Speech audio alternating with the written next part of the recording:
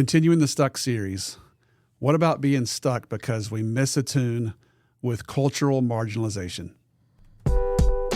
Welcome to the Leading Edge in Emotionally Focused Therapy with your hosts, Dr. James Hawkins and Dr. Ryan Rana. EFT is a dynamic model that humbles even the most seasoned therapists. Together, we want to come alongside you as you continually push the leading edge of your understanding and application of this wonderful model developed by Dr. Sue Johnson. Hey, welcome back. It's great to be with you. It's kind of a day of coming full circle. We want to thank you for being with us as always. We crossed 300,000 downloads, so that's pretty exciting and still somewhat surprising. There you go. And so on with our 300,000 downloads, we're kind of going back to the very first episode we ever recorded. It's number 3 on the list on where you get your podcast episodes, but it was actually the first one we ever recorded on the topic of marginalization.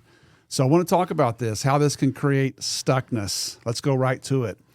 How does misattunement with someone who has the experience in their overall life way of being in the world and culture, how does that possibly contribute to stuckness in a clinical situation, Dr. Hawkins? Yeah, man. Thanks, Ryan. And, this is kind of cool that it just came back around just like that with 300,000, going back to the first episode we ever recorded, even though it shows up as 3. And we've also discussed this in episode 13 and 16 in different ways. But back to your question, how does it lead to stuckness in this series? The ways I've seen it show up, and part of this also I want to give credit to people like Dr. Paul Guillory. You can find his book on Amazon about EFT with Black couples, Dr. Fionn Viotis and Dr. Zamet Bedhi, who also collaborated with Dr. Jim Furrow and Dr. Leanne Campbell on what we call like the care model or the care framework. But going back to answer the question specifically, part of the reason why I think this is important, you can become stuck in therapy when you do not invite the fullness of your client into the therapeutic process. And when I say the fullness of their experience. What we're saying here is we're not treating, when we say marginalization, while we're bringing that term specifically, there is a part around ethnicity, things around race, there's religion, there's socioeconomic status, and things of that nature. But when we say marginalization, we're being specific with that. We're saying that there's an aspect of the person that at times has suffered wounds to their soul or humanity, and we need to invite that as a part and recognize, how has that affected them intrapersonally, and then how does that play out interpersonally? And when we don't, the client gets into a funny spot, Ryan, where they have to figure out, okay, this is something for me, but is this something my therapist would want to be a part of the therapeutic process? And so when we don't make that broach, we're putting the burden on them to have to figure out if they should bring it up or not. And so, this is a line I took from you one time. There are many times we can lose access to an important part of our client and not even know it. So, well, and attachment, is all about really a working model of self and working model of other. Yeah. So if everywhere I walk around, I have injuries, we talk a lot about attachment injuries, meaning between two people, but what about overall attachment injuries to your working model of self? Ooh. And when I bring just a constant pattern of being injured, man, that sets me up for all the things that happen in vicious cycles, I would think. Yeah, thank you for naming that so clearly, just to say it's about a wound to their model of self or an injury. A distortion of their model of self. That's good. Yeah. And I guess it could show up on either kind of style, right? It could show up as someone who, right in the moment where their partner is hoping for a response, they go silent as a manifestation of that injury of their model of self. Or it could have someone really revved up to say, that's not happening anymore. And they come forward with that blame energy. Kind of from almost a similar set of injuries. You think that's true? Oh, 100%. Like when you said that, it brought a case to my mind. I was seeing an interracial couple. There's some sensitive languaging, so forgive me here, but I'm going to use the client's words, even though it might land hard for you all. And when I say that, it's a Latina male, but the world sees him as white and so passes as white, which was different. But married to identifies as a black female. And she said a key phrase. She's like, my partner's been really good and we've done well together. But then after a lot of the things with George Floyd and just what happened in society, I turned to reach towards my partner who's been there for me. And all of a sudden I was met with a different experience of them. All of a sudden they couldn't be with me in an important aspect of who I am as a person. And she didn't know how to really reorient herself in the relationship with that. And now going back to how does that play out? So because she couldn't feel like he could lean in with her, it then shut her down emotionally from him. Lori and George would be glad to hear this next part I'm going to say. And then it also impacted their sexual cycle. And the way it played out for her was, he can't come and meet me emotionally in this very hard place. That then impacts my ability to be sexually engaged with him, which then makes me feel bad because that's not fair to him. And I'm scared I'm going to lose him if I can't re-engage that part of me. Man, I've heard you say that story before, but it lands differently for me today. Because you see all the different ways in which it plays out, right? Well, and I have a Ph.D. in systems theory, basically. And so look at what you just said. You got societal trauma, which activates individual attachment history trauma, which activates relational attachment injury trauma, right? Which activates sexual trauma cycles. Yeah. Wow. Yeah. Man. So I think that's a great case to highlight why we're putting this in the Stuck series. Why not eliminating these variables? This is something Dr. Paul Guillory in the EFT world has been a great advocate for. We can't just eliminate these parts of our clients. And if we do, look at what I would have missed in this case. If I was like, oh, well, that's content. Right. And just kind of move past it. Tell me what it's like between the two of you. Right. I would have repeated what the cycle's already done for and what her. society does. And there we go. Yeah. So now we've triggered the trigger, which normally I like that, but not in this case. No. This is the one place where we do not want triggers. Yeah. Except for understanding theirs. But in terms of something that we might introduce, not so much. So let's get this thing a little more practical coming up after this quick break. Do you like the content that you're hearing on this podcast?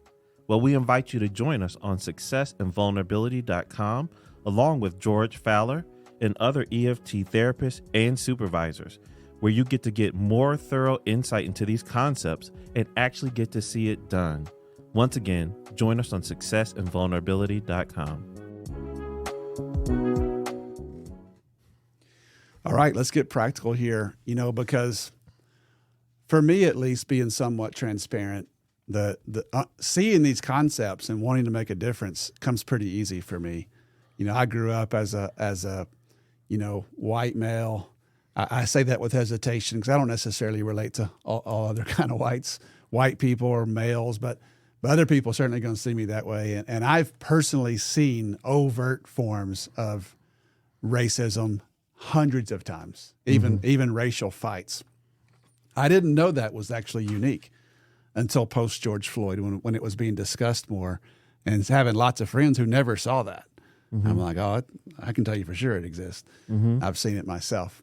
So seeing these problems is easy for me. Wanting to be a part of it is easy for me.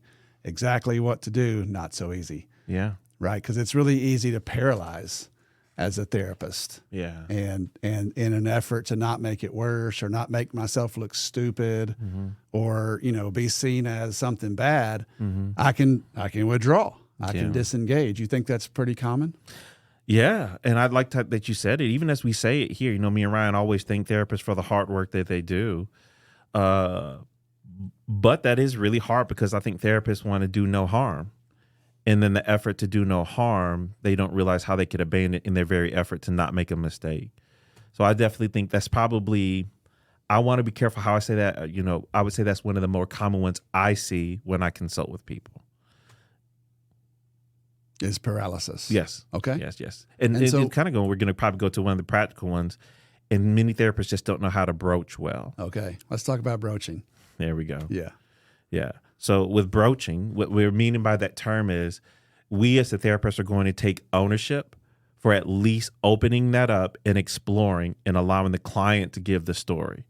So one of the best examples I've seen just recently, I loved how she did it. I was training with Cindy Zane out in Vegas. Mm-hmm. Cindy is a great EFT trainer out of Hawaii. She's I would say she's a great voice on this topic too, as I think the way Cindy kind of identifies as she's, and forgive me, Cindy, if I say it wrong, it's a Japanese Hawaiian woman, mm-hmm. right? And so Cindy did its thing where she asked a question, general. She'll say, hey, kind of help me understand what are some significant ethnic or cultural variables about who you are that have shaped or how you identify as a person. That's one question. She listens, she takes it in and kind of raves it. Thank you so much. I really appreciate it. This is such a sacred part of who you are. Then her next question she goes into is, as she gets that with both people, and then what does that look like between you two in your relationship? Is it something significant? Is it an enriching thing for you two? Is it a place that is maybe a place y'all can't talk about, or it doesn't intertwine? And then she makes it into a relational kind of attachment frame there. And depending on her answer, then leads her to the next place. Mm. So, but that's her way of broaching with two general kind of questions. What does that look like between the two of you? First one is personally, what are some maybe ethnic or cultural kind of identities or variables that are important to who you are as a person? And then how does that play out in your relationship between the two of you? And the key to broaching, though, that I like about it, let me be specific, is one, Cindy is, I'm going to ask the question. I'm not just going to lay back and wait. Two, she lets them own their words from the beginning. She doesn't come in like, well, kind of like, I know what it's like to be a black person, mm-hmm. or this is what I've heard. Mm-hmm. It's, you tell me what that means for you. How does that impact who you are and how you see yourself as a person? How does that play out for you in your relationship? So she lets them own their story from the beginning, which I think is important for broaching. Mm-hmm. You bring it up and get the client's words and context. Yeah, the broaching concept's real helpful for me, to have someone who can have some paralysis or fear will be a better way to say it. I don't want to make this worse or make myself look stupid. That, and it's pretty consistent in the literature. Mm-hmm. So, some version of the concept of broaching. Robert mm-hmm. Allen, Sandra Taylor talk about this with our LGBTQ fellow professionals and community folks, and the importance of just opening a space for it. Yeah, and knowing that's risky. Alana Katz, who's passionate about this, says the therapist has to take the risk. That's right. And because we can repair if we miss, but to not take the risk, again, it brings up the possibility of doing just what the world has done to this person. Yeah. And that's too much of a risk. That's right. Stepping on someone's toes and saying something awkward and stupid is probably forgivable, particularly if you care. Mm-hmm. But the notion of not broaching puts people in quite a bind. That's right. And you just define this for us, like as we often say on this podcast, there's two ditches, one on each side of the road. We want to stay out of both of them. Mm-hmm. And one ditch would be this notion that attachment is universal and we're colorblind, or it doesn't matter if you're LGBTQ plus or LGBTIA plus, because that leaves that person in the bind. Mm-hmm. The other ditch that we want to avoid, though, is being such an expert at this that now what we're doing is bringing forth stereotypes. That is also marginalizing. Yeah. So trying to find our integrity in the middle. I want to deal with that one, but then I also want to go back to what I liked about Cindy's approach too. That I think.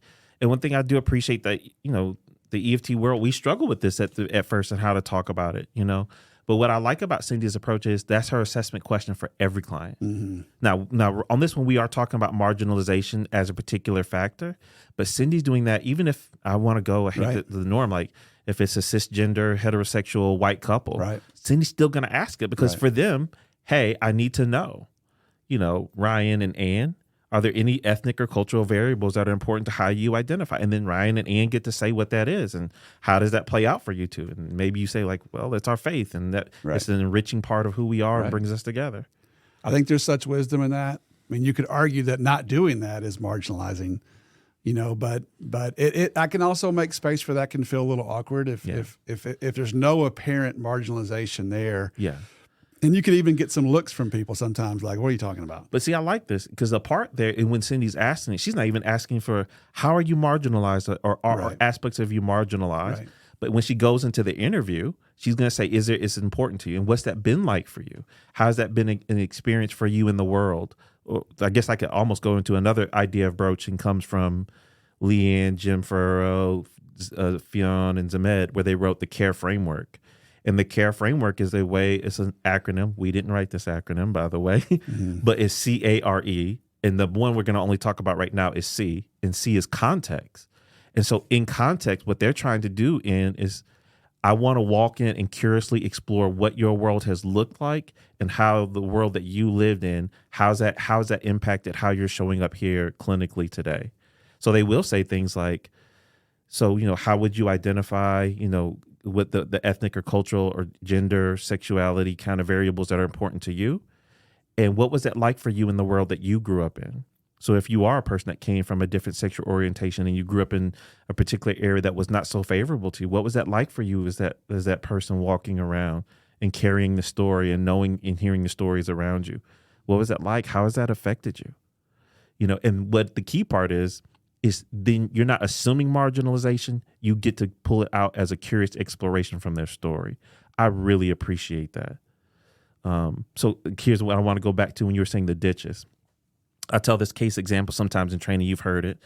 It was a particular time in my practice where I had 2 Black female clients come in with case presentations from different therapists.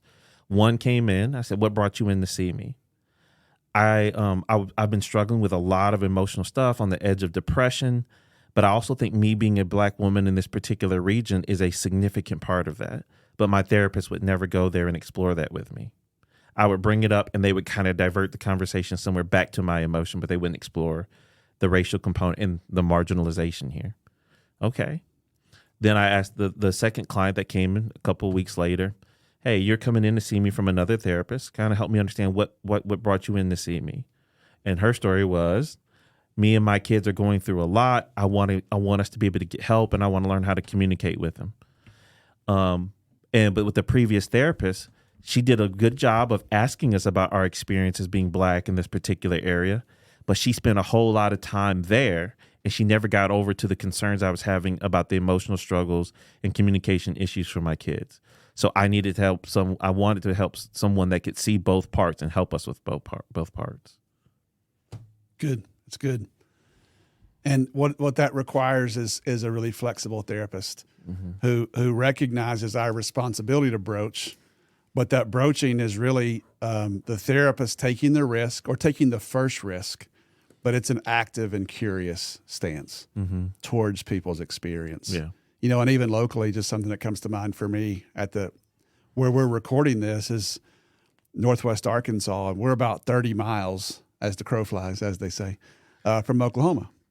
So you talk about a cultural history and one that's not always apparent. So someone can appear to be white, but have quite a history of horrific heritage, things that have happened with trauma and racial trauma, even to the point where families and groups are moved to reservations. And if you don't ask everybody, you can miss so much. And yet, I think what you're trying to say is I shouldn't consider myself to be an expert in Native American heritage and try to force that on someone, but rather broach and be curious. Yep, 100%. Yeah. And then one nugget I'll get from Lisa Palmer Olsen, trainer out of San Diego, is she would say, and be willing, like when you ask this in the first part of therapy, they might not either be aware or maybe feel safe enough to go there, but stick a pin in it, because it probably, when you start going towards model of self stuff in stage 2, it might pop back up there. And speaking of, I want to go the quote over there on your computer, talking about both sides of this issue.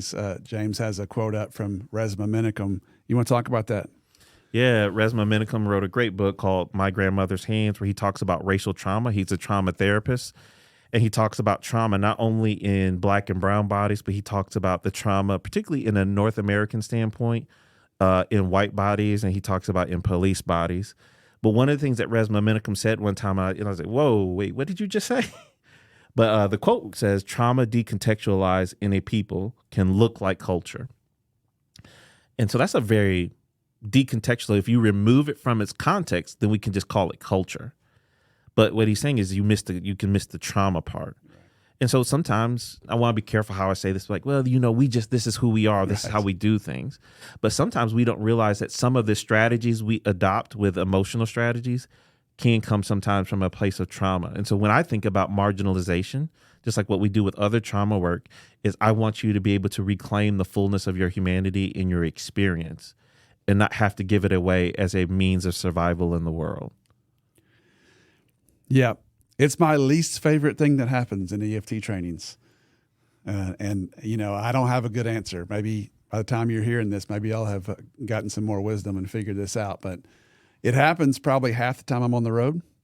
I'll be talking about something or showing a video and someone will raise their hand, often a person of color, of various colors, but not always. And that's not always race. Sometimes it's different, groups that have a marginalization history. And they'll be like, hey, I love what you're doing. This sounds really awesome. But group X, we don't do vulnerability. We don't do emotion in group X, Y, or Z. And I'm in a funny spot as a large white male, because the last thing I want to do is speak against what they're saying, which repeats the exact thing. I don't want to marginalize their comment. And yet at the same time, what I honestly want to say is, yeah, mine either. As an athlete, as a male, I mean, that's a trauma response to not let someone see. We are all vulnerable. That's a fact. That is a biological fact. None of us are an island of and to themselves. And we all have needs and we all have emotions. Emotions are how your body works.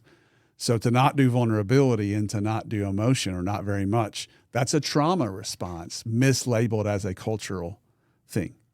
Yeah, I like that. And, some people would kind of question this person's theory, but, and I can't remember her name, forgive me. But she wrote the book called Post-Traumatic Slave Syndrome. And she was looking at how the historical trauma of slavery was passed, like effects of it intergenerationally, just like how they did research on like maybe third to fourth generation survivors of family members of Holocaust survivors, or people who were third to fourth generation family members of people during the hunger strikes that Hitler imposed on I think Hungary.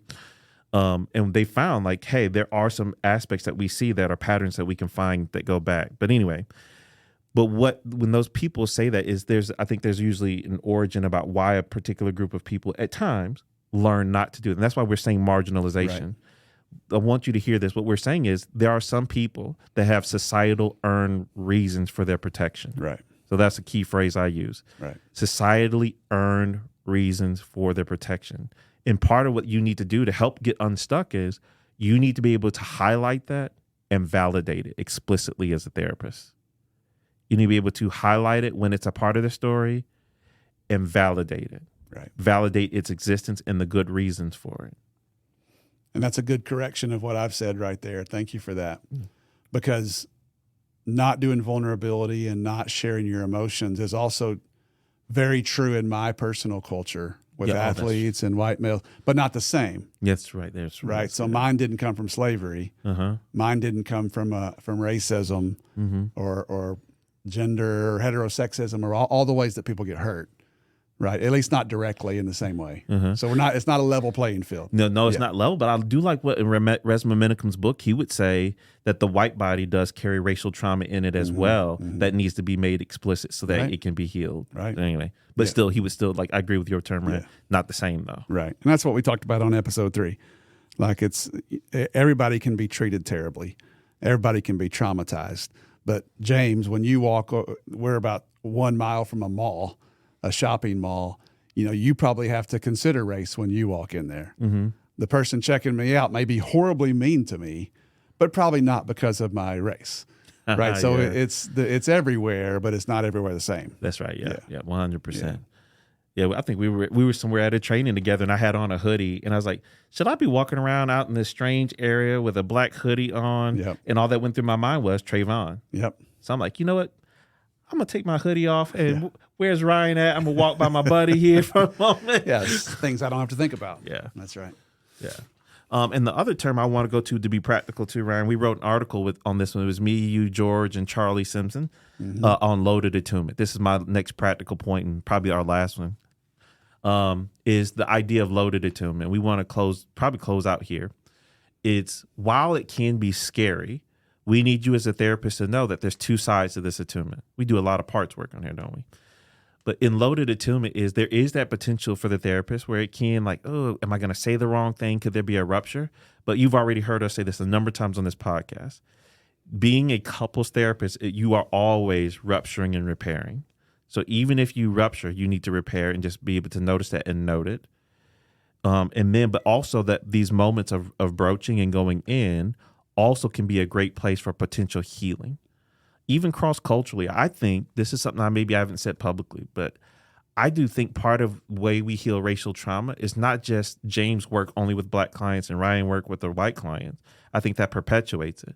But I think when people from across racial lines can have healing experiences across racial lines, it almost does something that recodes and remaps the mind and the body in a way.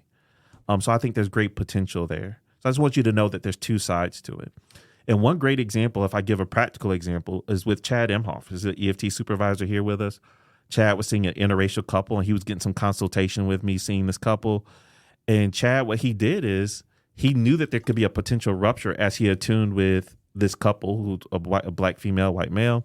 And so Chad, he just made it super explicit, going back to what we said, get ahead of the cycle. Chad said, hey, I need to do something here. And I know I'm a white male and I see you as a Black female, that's how she identified. But I want to make sure I fully get your experience. And I'm going to try it on and I'm going to talk as though running your words through my body to take on what that is, because I need your partner to see it. But as I'm doing that, I'm not trying to take your story from you, but I do need to highlight it. But let me know if this is landing funny for you. So he's taking a risk and he's being clear. He's being explicit. He's telling her his moves and why. And then he does it. And as he comes out of like that proxy kind of summary, he's like, and how is that for you? And she's like, exactly. Thank you. That's it. And it's like, it's like, thank you, Chad, as a white male therapist, as I'm in here, you caught it and you highlighted it. And then Chad takes that moment. He turns to the partner. And what's that like for you? Do you get to see, do you understand, and do you see this part of her? So I was like, great job, Chad. One, making it explicit, taking the risk. And if there was a rupture, Chad would have just had to repair. That's it. It's all about repair. There we go. Even with marginalization. All right, y'all. Thank you so much. Appreciate you. Thank you for listening. We hope this experience helps you push the leading edge in your work to help people connect with themselves and with each other. Please subscribe to our podcast and leave us a 5-star review. You can contact us at pushtheleadingedge@gmail.com, and you can follow us on our Facebook page at Push the Leading Edge. You can follow Ryan on Facebook at Ryan Rana Professional Training and on his website, ryanranatraining.com. You can follow James on Facebook and Instagram at DocHawkLPC. You can also check out his website, dochawklpc.com.